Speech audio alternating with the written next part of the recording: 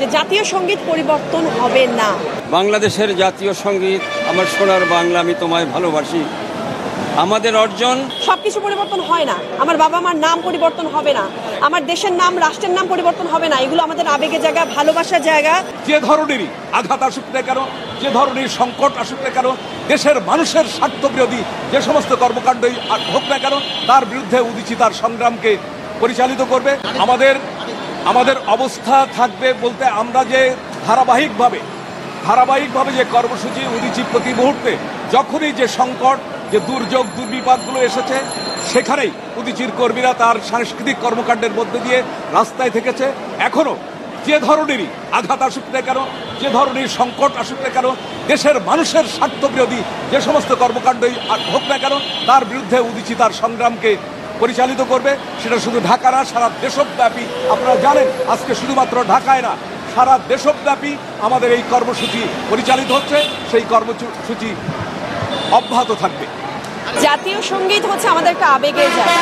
আমরা একটা স্বাধীন দেশ পেয়েছি 30 লক্ষ শহীদের রক্তের বিনিময়ে, অনেক মা বোনের সম্ভ্রমের বিনিময়ে, সাথে পেয়েছি আমরা একটি জাতীয় সঙ্গীত, একটি কনস্টিটিউশন, একটি স্বাধীন রাষ্ট্র হিসাবে।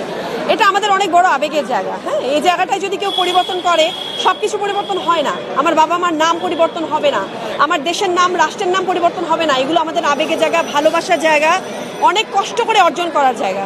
তো এই জায়গাগুলো যখন কেউ পরিবর্তন করার কথা বলে, সেটা আসলে মেনে নেওয়া যায় না। এবং তারই কারণে আজকে আমরা এখানে একসাথে সমবেত কণ্ঠে জাতীয় সঙ্গীত গেয়ে আবার প্রতিবাদ করতে এসেছি যে জাতীয় সঙ্গীত পরিবর্তন হবে না। 250টিরও বেশি ডিজাইন অপশন নিয়ে ওয়ালটন স্মার্ট ফ্রিজ, বোঝে আপনার প্রয়োজন। আমাদের অর্জন 71-এর মুক্তিযুদ্ধ, রাষ্ট্রীয় 4 মূলনীতি।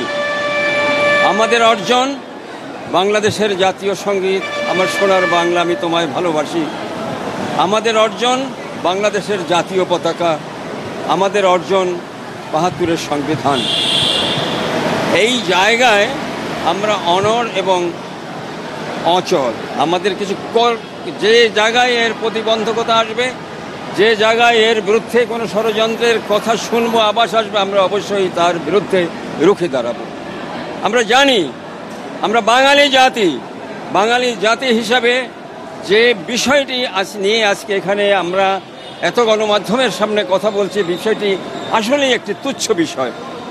এটি কোনো গুরুত্বপূর্ণ বিষয় নয়। যদি এই দেশে কোনো সরকার পরিবর্তন হয়ে থাকে, তাহলে কেন আজকে আমাদেরকে জাতীয় সঙ্গীতকে, জাতীয় পতাকাকে অপমানিত করার মতো ধৃষ্টতা দেখাবে? আপনারা জানেন জাতীয় প্রেস ক্লাবে একজনে প্রেস কনফারেন্স করে বলেছে জাতীয় সঙ্গীত পরিবর্তনের কথা, এবং তাতে কিছু অশ্রাব্য কথাবার্তা তিনি বলেছেন রবীন্দ্রনাথ সম্পর্কেও এই সব কথা তিনি বলেছেন অপ্রাসঙ্গিকভাবে।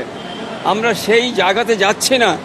আমরা কেবল বলি আমাদের জাতীয় সঙ্গীত, জাতীয় পতাকা কারুর দানে পাওয়া নয়, আমাদের অর্জন, রক্তের বিনিময়ে অর্জন, শক্তির বিনিময়ে অর্জন।